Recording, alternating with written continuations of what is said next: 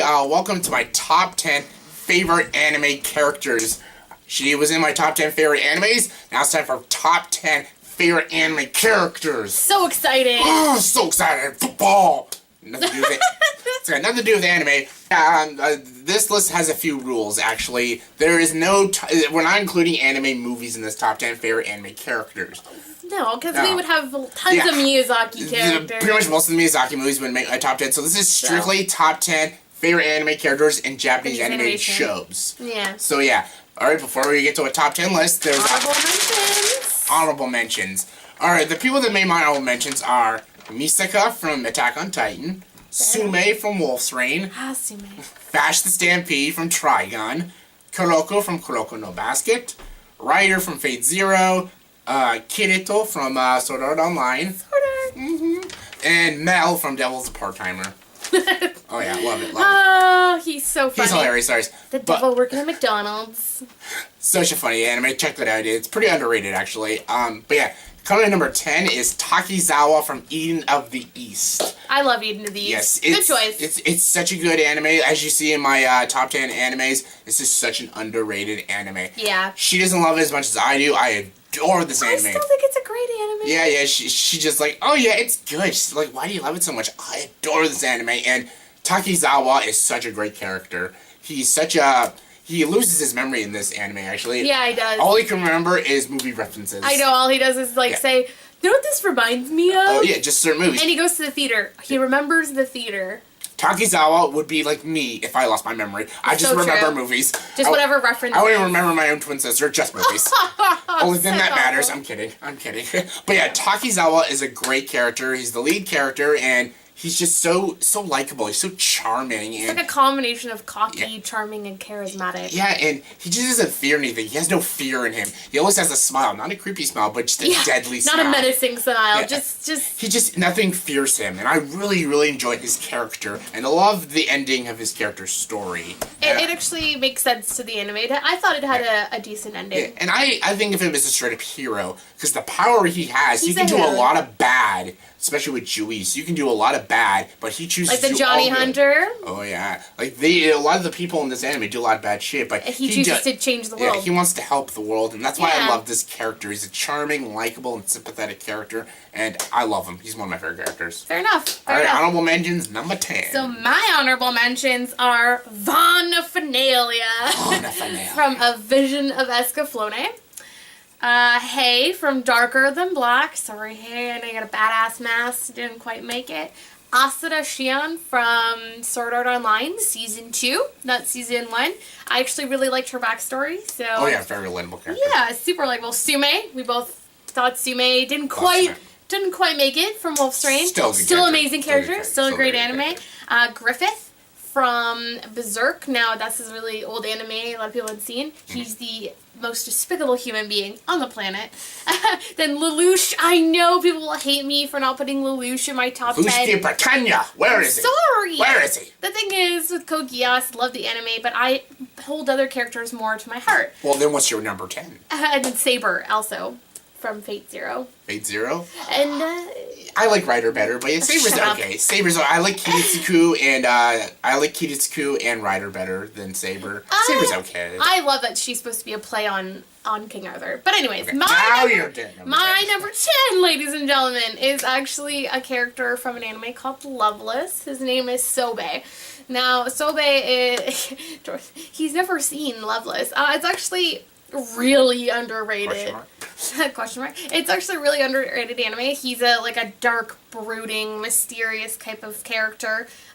You know that he's badass. Like, you see him and he's in this trench coat. I like badass characters. Yeah, he's in a trench coat with badass is cool. With a cigarette, with this thing around his neck, like almost looks like he's like a collar, like a leash. No, like bandaging. So it almost looks So it's just this badass character, and then he meets the main character in the anime named Ritsuka, and essentially, he's like, I don't even know who this guy is, but then he tells Ritsuka that he knew his brother, and it kind of builds a relationship. His brother died. So why do you like this character the best out of this anime? I think I like him the best because he's gone through the most shit. Now, the main character did lose his brother, and so on and so forth, but the main character he's a little whiny, which I'll forgive because he's younger in the anime. There's a lot of whiny main characters in anime. There really is. I find Sobe more likable. He wanted to protect Ritsuka.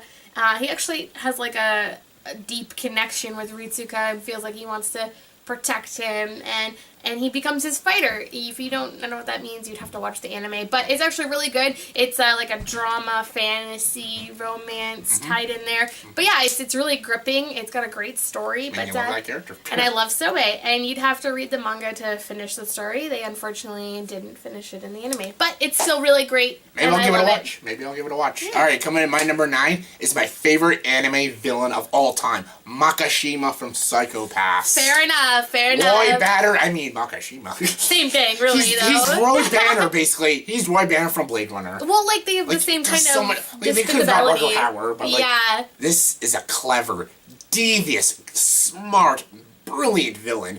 And why did they kill him in the first season? It was disappointing. Spoilers, they did, and that was bullshit. They killed him. He should have been the villain every season. Like, that's so true. Like, I would have still watched it. I'm liking season 2 so far. Season 2 is still good. Psychopaths, it's good, but like I loved Makishima. And like, then the banter. I loved his banter. Yeah, I loved him better than Genoza and Kogami, but I still love Genoza, but yes, he's and better. Kogami are great characters, he's a better character. Yeah, Makishima 100%. steals this anime. He's just so good. The design of him looks awesome. I love his design. He's so clever. He's so crazy, but like he's so crazy he can hide his craziness. I know you don't think he's insane. Yeah. He wants to prove that the whole world is just as crazy as he is, and he's kind of right. Oh yeah. The world is fucked up, and the system is fucked up, and he's trying to prove that. And I love this villain. He's an awesome villain. Like even if you have not seen this anime, like check this villain out though. Yeah. Like, there's a lot of YouTube clips about him. There's like a lot of songs and YouTube things. Lots of tributes to him. Yeah, a lot of tributes. He's badass, and I love him. Makishima's great. Fair enough. So my number 9 is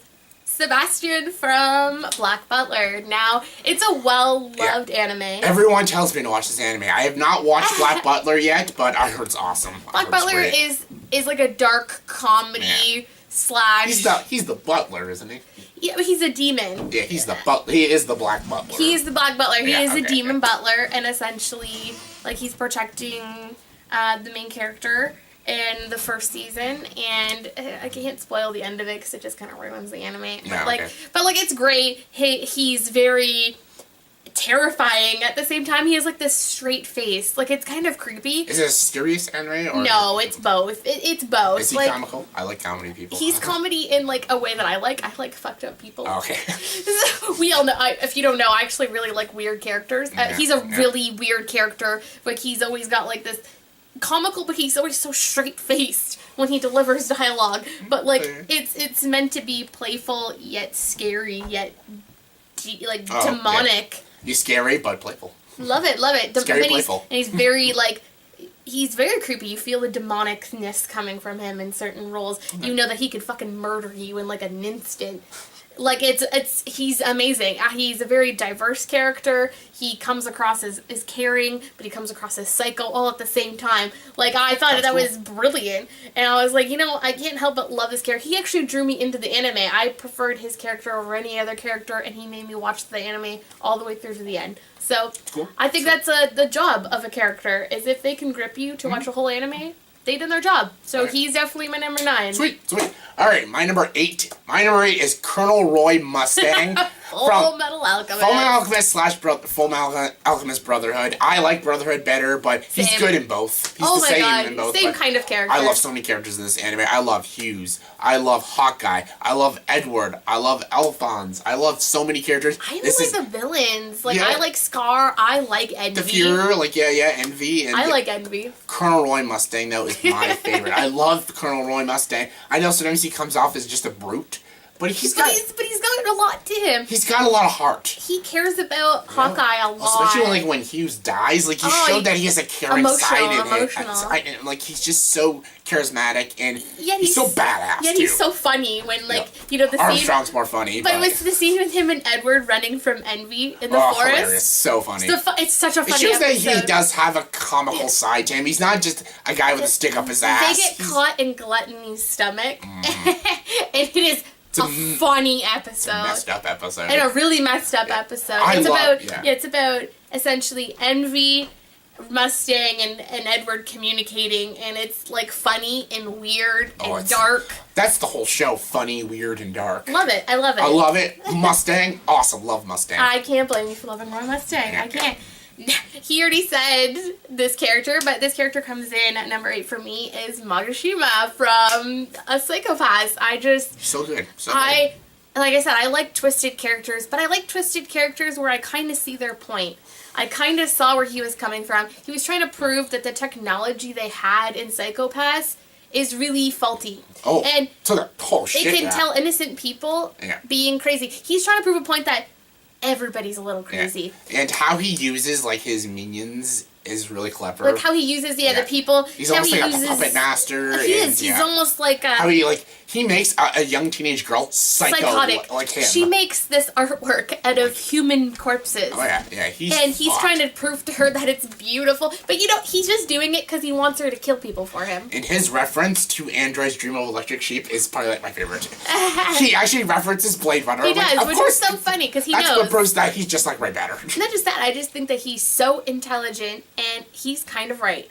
The world is a messed up place, and everybody is kind of psycho. Yeah, he goes about it in a fucked up way, but I can't help it, like, kind of root for him a little bit. I'm like, I kind of want them to destroy the technology they have and go back to the way things used to be. Yeah, Magashima is great. Magashima. Good choice. Love him. All right, coming in at my number 7 is Yuri Nakamura from Angel Beats.